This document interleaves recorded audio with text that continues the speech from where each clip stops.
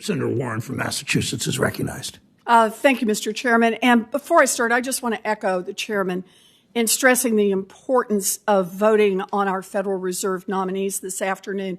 This is our job, and we should not be playing games in order to delay this. So I hope we can get that vote done today. I want to talk about the cryptocurrencies here. You know, some cryptocurrencies like Bitcoin aren't backed by anything but hype. But stablecoins are different. They claim to be pegged to a fixed asset, like the dollar. One stablecoin is supposedly backed up by $1 or a dollar equivalent. Even though boosters claim that stablecoins represent the future of the payment system, they aren't really being used to pay for real-world goods and services. Even so, stablecoins have taken off. Their market cap is now 35 times bigger than it was just 2 years ago. And instead of being used to pay for goods and services, those billions of dollars worth of stablecoins are used to lubricate speculation in the shadiest part of the crypto ecosystem, where people are lending, trading, and leveraging with no laws and no sheriff anywhere. The President's Working Group on Financial Markets recently identified a long list of risks posed by stablecoins. Run risk, payment system risk, concentrated economic power, illicit finance, investor protection, or to state that in slightly fancy, less fancy terms, it found that stablecoins run the risk of helping cheaters steal people's money, financing terrorism, cyber attack, ransoms, and the drug trade, causing a run on the financial system like we saw in 2008, and allowing big stablecoin users to dominate markets and harm consumers.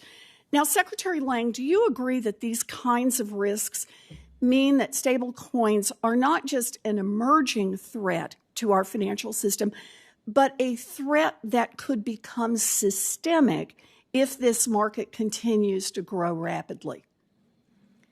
So, Senator Warren, thank you for the question. So I do think there is some urgency to considering stablecoins and applying the appropriate regulations to reduce run risk and the potential for them to scale up quickly. So are you, just let me remind you what my question is. Do they pose the threat of becoming a systemic risk? Of becoming a systemic risk, yes. Yes, they do. I agree that the stablecoin market poses significant risks and that Congress and our regulators need to contain these risks. And that is where you come in.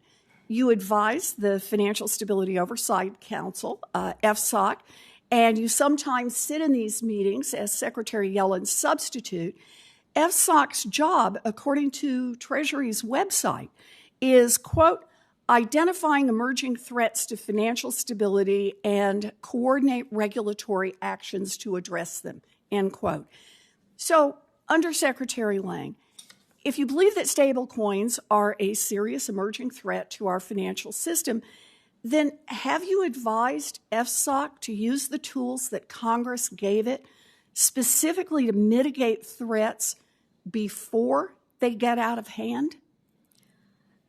So FSOC, as you say, has the responsibility to identify risks to financial stability.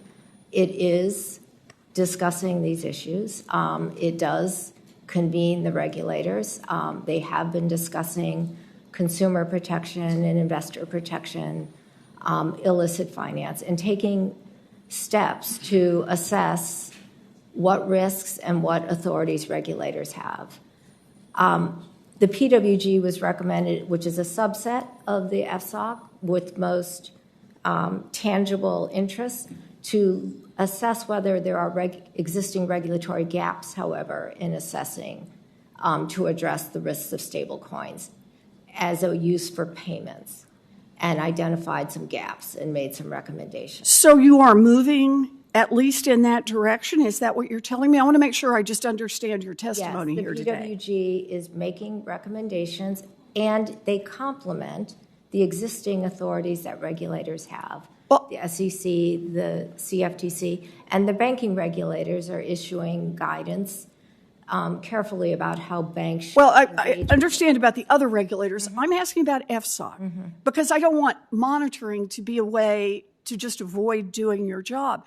In your testimony before the House Financial Services last week, you suggested that FSOC should not and would not act ahead of Congress. That's something the crypto industry might find comforting, but it is not consistent with FSOC's mission. Did you misstate something last week? So what I intended to say, I did see that, is FSOC has a responsibility to look at the tools it has. Well, not just and to whether look, but to they use. Can apply. And the situation is developing very quickly. And so how different tools would apply, it's a bit difficult to prejudge how they would be used. Okay, but you are willing to use them ahead of Congress? If that is the case and it is assessed that they are a systemic risk that needs to be addressed. Well, not that they are a systemic risk. Remember what it says on the website, before that risk has reached fruition. You know, I worry that you're approaching the crypto market with blinders on. You talk a lot about the benefits of stablecoins, benefits that have been promised for years and that have still not materialized. And all the while, you are not talking about the risks that are flashing bright red in our faces here. Congress needs to put guardrails around crypto, and I'm writing a bill to do just that. But there's no reason to delay. Pointing a finger at Congress does not give you or FSOC the right to ignore your current statutory responsibilities. Thank you. I apologize for running over, Mr. Chairman. Senator